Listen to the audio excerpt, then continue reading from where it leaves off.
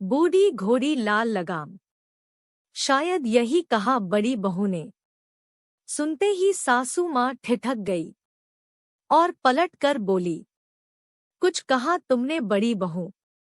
नहीं नहीं, मैंने तो कुछ भी नहीं कहा मम्मी जी। हाँ हाँ, सच में, छोटी बहू ने झिझकते हुए कहा। अच्छा है कि तुमने कुछ नहीं कहा। अगर कहा होता तो शायद जवाब भी मिल जाता। बड़ी बहू नजरें नीची कर खड़ी हो गई और सासू माँ उसे घूरती हुई वहां से निकल गई।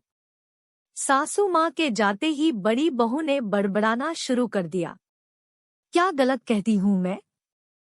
मुझे तो रोक लेंगी, पर बाहर और भी तो लोग हैं जो बातें करते हैं।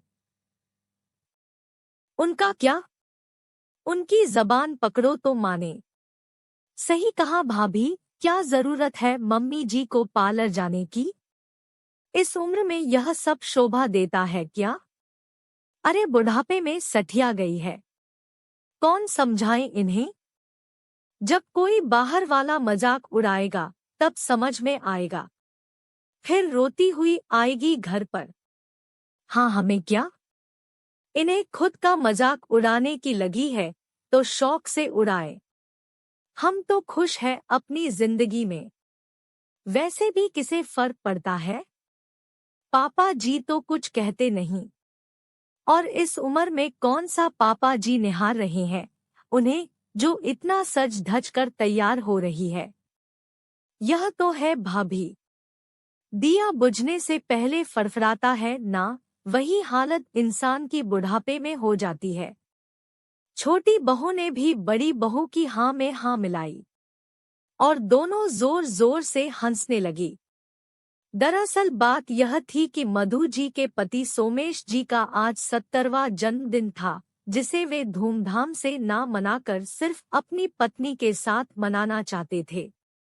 इसके लिए उन्होंने एक रेस्टोरेंट में टेबल भी बुक कर ली थी। उसके बाद मूवी देखने का प्रोग्राम था। मतलब यह कह सकते हैं कि आज का पूरा दिन मधु जी और सोमेश जी साथ बिताना चाहते थे। और मधु जी इस दिन को यादगार बनाना चाहती थी, इसलिए उन्होंने सोचा कि क्यों ना पार्लर जाकर थोड़ा लाइट मेकअप ही करवा लूं। सोमेश जी को अच्छा लगेगा। बस यही सोचकर वे पार्लर निकल गई और यही बात दोनों बहुओं को खटक रही थी कि देखो तो मम्मी जी और पापा जी बुढ़ापे में कैसे कैसे गुल खिला रहे हैं। खैर दोपहर के 1 बज रहे थे। सोमेश जी अपने कमरे से तैयार होकर बाहर निकले तो एक पल के लिए बेटे बहू पोते पोती उन्हें देखते ही रह गए। हमेशा कुर्ता पजामा पहने रहने वाले पापा जी आज सूट टाई में तैयार होकर जंच रहे थे। पापा जी बार बार घड़ी की तरफ देख रहे थे, फिर उन्होंने अपने बड़े बेटे से पूछा, अरे बेटा, तुम्हारी मम्मी आ गई क्या? नहीं पापा, बस आने में ही होगी। थोड़ी देर बाद डोर बेल बजी। बड़ी बहू ने जाकर दरवाजा खोला तो मम्मी जी को देखकर एकटक निहारती ही रह गई। हरी बंधेज की साड़ी, उस पर मैचिंग ब्लाउज, साथ ही बालों का सुंदर सा जुड़ा बना रखा था और हल्का सा मेकअप। आज वाकई मम्मी जी कहर ढा रही थी। सोमेश जी तो मधु जी को निहारते ही रह गए। इतने में दोनों बेटे एक साथ ही बोल पड़े, वाह क्या बात है मम्मी, आज तो बहुत सुंदर लग रही हो। दोनों बेटों की बात सुनकर मधु जी मुस्कुरा दी। इतने में सोमेश जी बोले, तो मधु जी तैयार है आप साथ चलने के लिए? जी जरूर, कहकर दोनों पति पत्नी वहां से निकल गए। उनके जाते ही दोनों बहुओं ने फिर से बड़बड़ाना शुरू कर दिया। यह क्या शोभा देता है मम्मी जी और पापा जी को? इस उम्र में एक दूसरे का हाथ पकड़े घूमने जा रहे हैं। और तुम दोनों भाई कुछ कहते भी नहीं।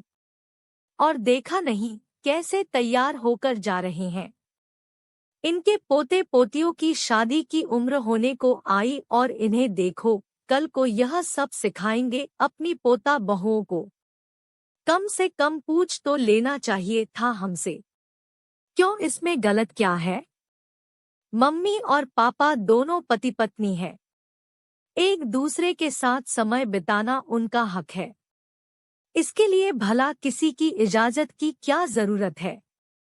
और रही बात उम्र की, तो उम्र का क्या है? वह तो सिर्फ एक अंक है।